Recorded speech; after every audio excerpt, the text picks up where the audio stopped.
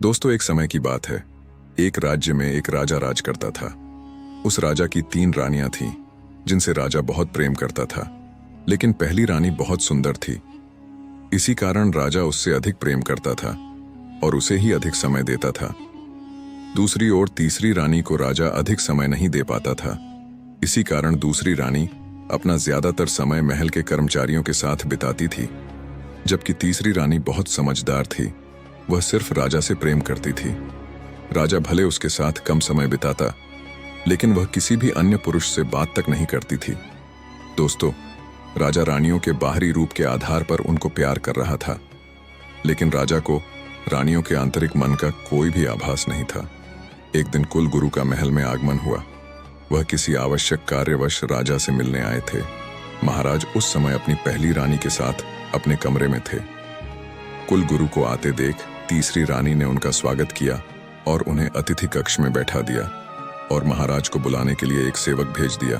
रानी की उदासीनता को देख कुल गुरु ने पूछ लिया कि बेटी, तुम क्यों उदास हो? रानी बेचारी कुछ भी नहीं बोल सकी और वहां से उठकर चल दी। तभी वहां खड़ी एक दासी सामने आई और बोली कि गुरुदेव, आपकी आज्ञा हो तो मैं कुछ कहूं। कुल गुरु ने संकेत से स्वीकृति दी। सेविका बोली कि गुरुदेव, आपको तो पता है कि महाराज की 3 रानियां हैं, लेकिन महाराज अपना ज्यादातर समय अपनी पहली रानी के साथ ही बिताते हैं। महाराज के इस स्वभाव के कारण मंजिली रानी ने तो मन बहलाने के दूसरे तरीके खोज लिए हैं, लेकिन छोटी रानी महाराज से ही प्रेम करती है। ये चुपचाप भला बुरा भी सह लेती है। सेविका की ये बात सुनकर कुल गुरु सारा माजरा समझ गए। थोड़ी ही देर में राजा भी वहां आ गया। राजा ने कुल गुरु को प्रणाम किया और आसन ग्रहण किया।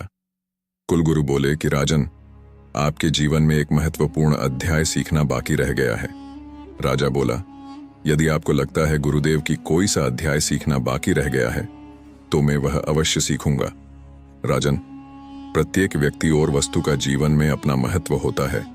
हर वह व्यक्ति जो इस राज्य का है वह आपसे जुड़ा हुआ है और वह सभी आपसे कुछ न कुछ इच्छाएं रखते हैं और उनकी अपेक्षाओं को पूरा करना आपका कर्तव्य है। राजा ने कहा कि गुरुदेव, क्या मुझसे कुछ गलती हुई है? गुरुदेव बोले, राजन, आपकी 3 रानियां हैं और आपको उनकी इच्छा के अनुसार उन्हें समय देना चाहिए। राजा को बात तो समझ में आ गई, किंतु राजा ने इस बात पर कोई ध्यान नहीं दिया और पहली रानी में ही वह लगा रहा। जब चेतावनी मिलने के बाद भी इंसान को सही समझ न आए तो उसे अंत में बहुत बड़ी कठिनाइयों का सामना करना पड़ता है। गुरुदेव ने राजा को चेतावनी दी, लेकिन राजा ने उस पर ध्यान नहीं दिया। आखिर एक दिन राजा बहुत ज्यादा बीमार पड़ गया। सारे राजवेद राजा के उपचार में लग गए। राजवेद के बहुत प्रयत्न करने के बाद भी राजा ठीक नहीं हो पा रहा था। राजा मृत्यु के द्वार पर ही खड़ा था। राजा को अपना अंत समय निकट दिखने लगा। राजा ने अपनी पहली रानी को बुलाया और कहा, है प्रिय, मैं तुमसे बहुत प्रेम करता हूं, क्या तुम मेरे साथ चलोगी?